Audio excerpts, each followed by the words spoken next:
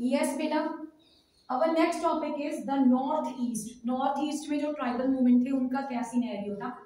The process of state formation initiated by the Indian government. Indian government ने जो state formation का process start किया था with the attainment of independence generated. जो independence मिली थी उसके बाद इंडियन गवर्नमेंट ने स्टेट रीऑर्गेनाइजेशन कमेटी बनाई, स्टेट्स बनाए गए, ठीक है। उससे क्या हुआ, अनरेस्ट जनरेट हुआ even in all the major hills district. जो हिल डिस्ट्रिक्ट थे उस रीजन के, जैसे हम झारखंड की बात कर रहे हैं, नॉर्थ ईस्ट की बात कर रहे हैं, तो वहां पे this was so unrest since these hills district were also conscious of their distinct identity and traditional autonomy.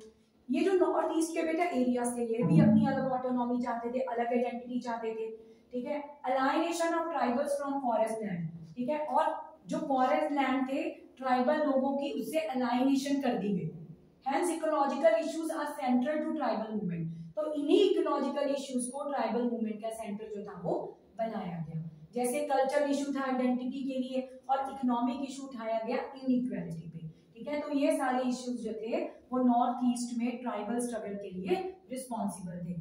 Economic issues, जैसे इकोनॉमिक इनइक्वालिटी प्रिवेल कर रही थी, ठीक है। और कल्चरल इशू थे क्योंकि उनके कल्चर में इंटरफेयर करा जा रहा था, और इकोलॉजिकल इशू थे कि उनके फॉरेस्ट को डिप्लीट करा जा रहा था, उनको फॉरेस्ट से दूर करा जा रहा था। तो नॉर्थ ईस्ट में ये सारे रीजन थे बेटा जो ट्राइबल मूवमेंट के लिए रिस्पॉन्सिबल थे। आगे हम बात करें विमेन मूवमेंट की।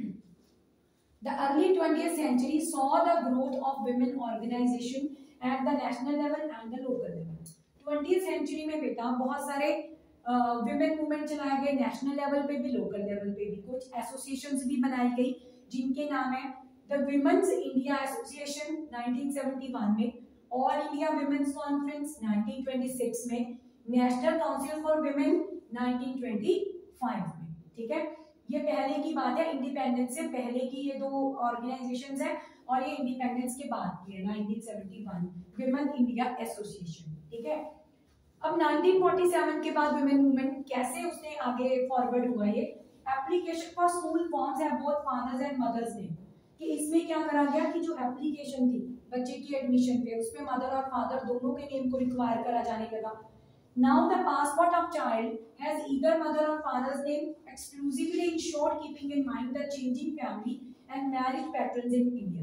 अब ये भी कर दिया गया कि जो पासपोर्ट है बच्चे का, उसपे या तो मदर का नाम हो सकता है या फादर का नाम हो सकता है, क्योंकि फैमिली पैटर्न जो थे वो इंडिया में चेंज हो रहे थे, लीगल चेंजेस आ रहे थे।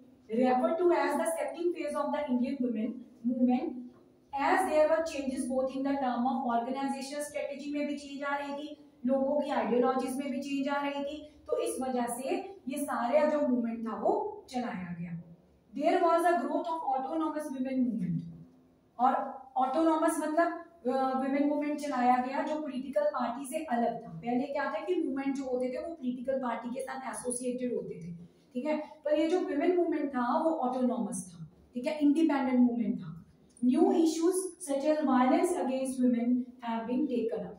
तो यहाँ पे नए इश्यूज लिए गए जिसमें violence, domestic violence, household violence जो था उसके अगेंस्ट आवाज उठाई गई थी, ठीक है। तो बेटा ये सारे रीजंस थे कि इंडिपेंडेंस के बाद वुमेन मूवमेंट जो था वो किस स्टेज पे पहुंचा। तो इस चैप्टर में हमने डिफरेंट मूवमेंट्स के बारे में बात करी है, environmental based, women based, caste based, class based, ठीक है। तो ये वेरी इंपॉर्टेंट चैप्टर है। ये आज बेटे चैप्टर हमारा फिनिश हो गया है, इसको अच्छे से आपने स्टडी करना है, ठीक है। Thank you so much.